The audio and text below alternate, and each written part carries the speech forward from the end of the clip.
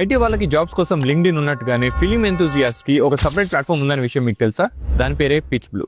ఇందులో మీకున్న స్కిల్స్ ని మీరు పిచ్ చేసి మంచి మంచి ఆపర్చునిటీస్ ని పట్టేయచ్చు. ప్లే స్టోర్ లో పిచ్ బ్లూ అనే యాప్ అయితే అవైలబుల్ గా ఉంది. అదే మీరు ఒకవేళ ఐఫోన్ యూస్ చేస్తున్నట్టయితే మీరు డైరెక్ట్ గా వెబ్సైట్ ని యూస్ చేసుకోవచ్చు.